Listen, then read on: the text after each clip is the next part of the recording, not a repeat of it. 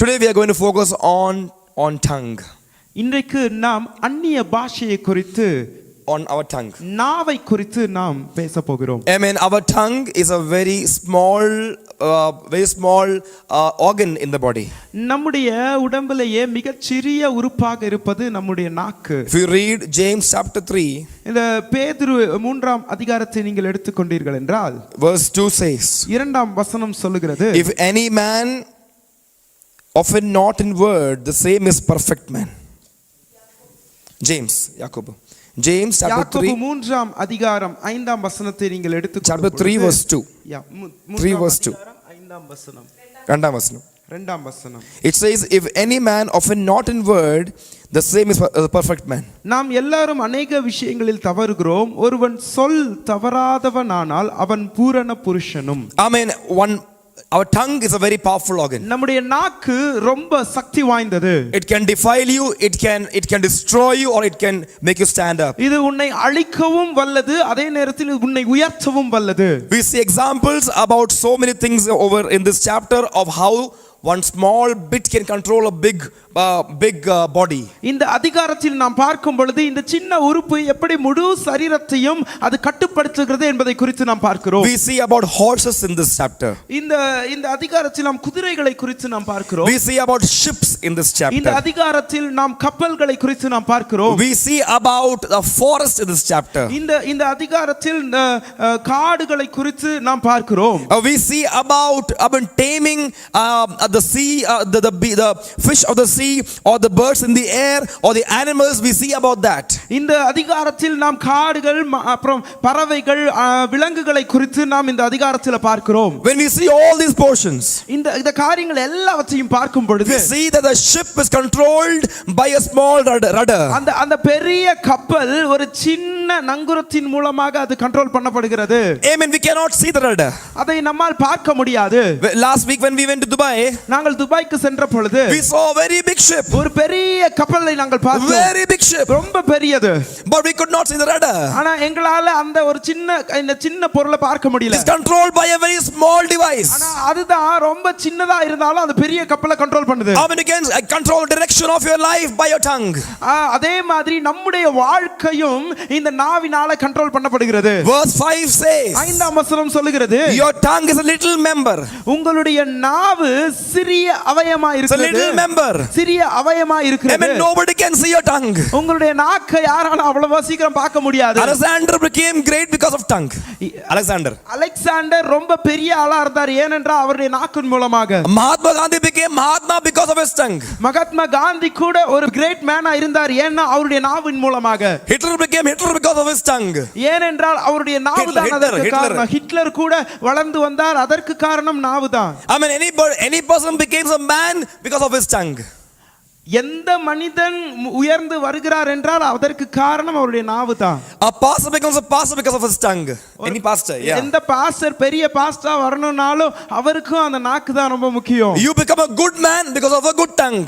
உங்களுக்கு நீங்க நல்லவங்களா இருக்கணும் அப்படினா உங்களுக்கு நல்ல நாவு தேவை. You become a bad man if you have a bad tongue. நீங்க கெட்டவரா இருப்பீங்கன்னா நீங்க கெட்ட நாவை உடையவர்களா இருக்கிறீர்கள். If you look at any husband and wife, நீங்க கணவன் மனைவியை பாத்தீங்கன்னா, if you have to see a good marriage life, ஒரு நல்ல திருமண வாழ்க்கையை நீங்க பார்க்கணும் அப்படினா, they must control their tongue. அவங்க அந்த டங்க கண்ட்ரோல் பண்றாங்கன்னு அர்த்தம். If we could remove the tongue and keep in the almari, it will be so good. அவங்க அந்த நாவை எடுத்து அலமாரியில வச்சிட்டாங்கன்னா அது ரொம்ப நலமா இருக்கும். They control the entire body. அவங்க ஹோல் பாடியை கண்ட்ரோல் பண்ணிட்டாங்கன்னு அர்த்தம். Bible says, வேதாகமம் சொல்லுகிறது, with the same tongue you worship God. அந்த ஒரே நாவினால தேவனை துதிக்கிறீர்கள். With the same tongue you curse your brethren. நீங்க அதே நாவினால உங்களுடைய சகோதரர்களை சபிக்கிறீர்கள். You cannot curse a person made in the image of God.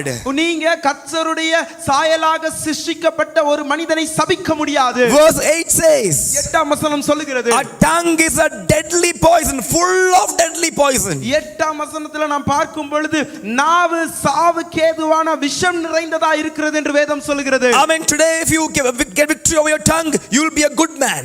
நீங்க இந்த நாவுக்கு நீங்கள் வெற்றி கொள்வீர்கள் என்றால், நாவை ஜெயிப்பீர்கள் என்றால் நீங்கள் நல்ல மனிதராக இருப்பீர்கள். I mean, word has power. வார்த்தைக்கு வல்லமை உண்டு. We read in Proverbs, நம்ம நீதிமொழிகள்ல பார்க்கும் பொழுது the authority of life and death is on your tongue. ஜீவனும் மரணமும் நாவின் அதிகாரத்தில் கீழ்ப்பட்டிருக்கிறது என்று நாம் You பார்க்கிறோம். can live and you can die by your tongue.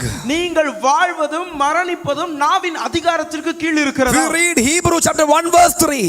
எபிரேயர் 1ஆம் அதிகாரம் 3ஆம் வசனத்தில் பார்க்கும் பொழுது Amen. God holds everything by the word of his power. ஆண்டவர் எல்லாவற்றையும் அவருடைய வல்லமையினால் தாங்கிக் கொண்டிருக்கிறார். Amen. The word comes from the power. எல்லா வார்த்தையும் அவருடைய வல்லமையில் இருந்து வெளிப்படுகிறது. I was thinking about this particular word. இந்த வார்த்தை குறித்து நான் யோசித்துக் கொண்டிருந்தேன்.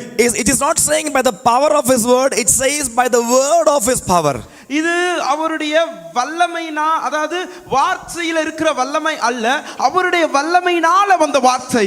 God is power.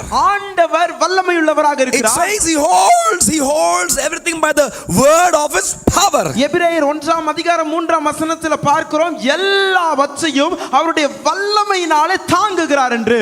What do I mean here? இதுல நான் என்ன சொல்ல What வருகிறேன்? does the word mean here? இந்த வார்த்தை என்ன சொல்லுகிறது? If you pass a high electric current, ஒரு பவர்ஃபுல்லான எலக்ட்ரிக் கரண்ட் போகுதுன்னு வெச்சுக்கோங்க. a high voltage current, மிக அதிகமான வோல்டேஜ் கரண்ட் போகுதுன்னா it will attract everything towards itself. ரொம்ப அதிகமான பவர் போகும்போது அது எல்லாவற்றையும் இழுத்துக்கொள்ளும் தன் பக்கமாக. It will hold and pull towards itself. அது எல்லாத்தையும் தனக்கு நேராக இழுக்க ஆரம்பிக்கும். Amen. How does a train run?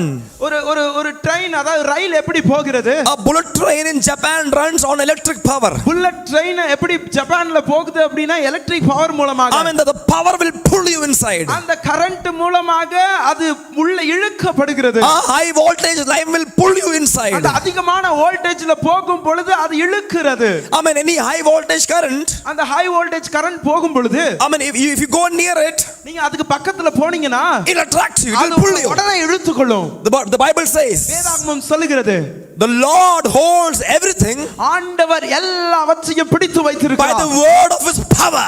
அவருடைய வார்த்தையின் வல்லமையின் மூலமாக பிடித்து வைத்திருக்கிறார். It means என்னவென்றால் the power of God is flowing in the earth. எல்லா அவருடைய வல்லமை இந்த உலகம் முழுக்க பிடித்து வைத்திருக்கிறது. Everything is in one accord because of God's moving power. எல்லாமே ஒன்றாக இருக்கிறது, ஏனென்றால் அங்கு தேவனுடைய வல்லமை இருக்கிறது. And because you believe in that God, ஏனென்றால் நீங்கள் அப்படிப்பட்ட வல்லமையுள்ள தேவனை நம்பிக்கொண்டிருக்கிறீர்கள், that power works in you also. அந்த வல்லமை உங்களுக்குள்ளாகவும் கிரியை செய்யும். When you say a word, நீங்க வார்த்தை சொல்லும் பொழுது you attract people to you. அந்த வார்த்தை உங்கள் நேராக மக்களை இழுக்கும். You declare life on people.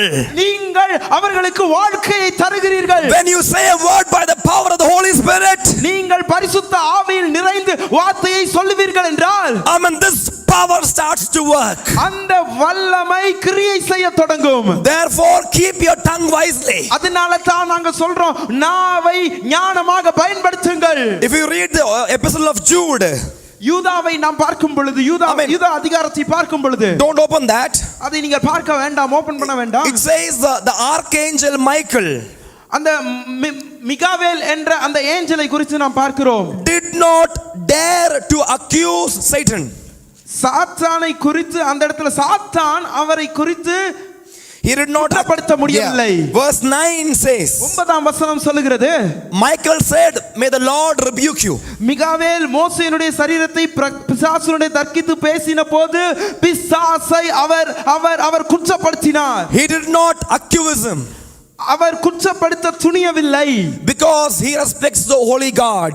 ஏனென்றால் அவர் கர்த்தருடைய சமூகத்தில் இருந்தவர். If the archangel did not accuse the devil, இந்த மிகாவேல் பிசாசை குற்றப்படுத்த முடியவில்லை, then how much more we should be careful about our own brethren. அப்ப நம்முடைய சகோதரர்களுக்குள்ளாக எவ்வளவு கவனமாக இருக்க வேண்டும். Because we read in the epistle of James, யாக்கோபில நம்ம பார்க்கும் பொழுது, that you should not, use your tongue to curse a person made in the image of God. உங்களுடைய நாவை கர்த்தருடைய சரீரத்தில் உருவாக்கப்பட்டவர்களுக்கு விரோதமாக சபிக்க கூடாது என்று யாக்கோபில பார்க்கிறோம். Verse 9 says, 3 verse 9 says, 3ஆம் அதிகாரம் 9ஆம் வசனம் சொல்லுகிறது, with the same tongue we bless God. அதே நாவினால நாம தேவனை உயர்த்துகிறோம், ஆசீர்வதிக்கிறோம். And with the same tongue we curse those people who are made in the image of God. அதே நாவின் மூலமாக கர்த்தருடைய சாயலில் இருக்கிறவர்களை நாம் சபிக்கிறோம். Stop doing that. அதை நிறுத்துங்கள். Bless your husband. உங்களுடைய கணவரை ஆசீர்வதியுங்கள். Bless your wife. உங்களுடைய மனைவியை ஆசீர்வதியுங்கள். Bless your children. உங்கள் பிள்ளைகளை ஆசீர்வதியுங்கள். Bless your church. உங்கள் சபையை ஆசீர்வதியுங்கள். Bless your pastor. உங்கள் பாஸ்டரை ஆசீர்வதிங்க. What will happen? என்ன நடக்கும்? It will hold us together. இது எல்லாம் ஒன்றாக சேர்ந்து, Because God holds everything by the word of his power. ஏனென்றால் ஆண்டவர் எல்லாவற்றையும் அவருடைய வல்லமையின் வார்த்தையினால் பிடித்து வைத்திருப்பதினால், God is power. ஆண்டவர் வல்லமையுள்ள தேவன். And the word comes from the power. அந்த வார்த்தை அந்த வல்லமையிலிருந்து வெளிப்படுகிறது.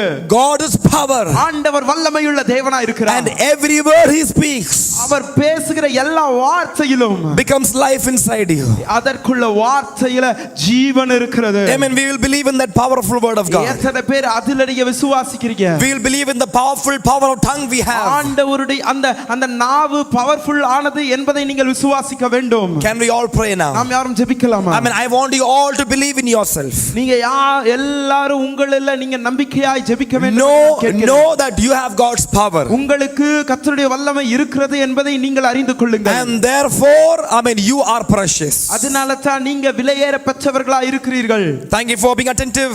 இதுல நீங்க ரொம்ப அட்டென்டிவா இருந்ததற்காக நன்றி. For on the ones who are on YouTube and in the church. YouTubeலயும் சர்ச்சில் இருக்கிறவர்களுக்காகவும் நன்றி செலுத்துகிறேன். Use your tongue wisely. உங்களுடைய நாவை ஞானமாக பயன்படுத்துங்கள். May the Lord bless you. கர்த்தர் உங்களை ஆசீர்வதிப்பார். Amen. Thank you so much. நன்றி.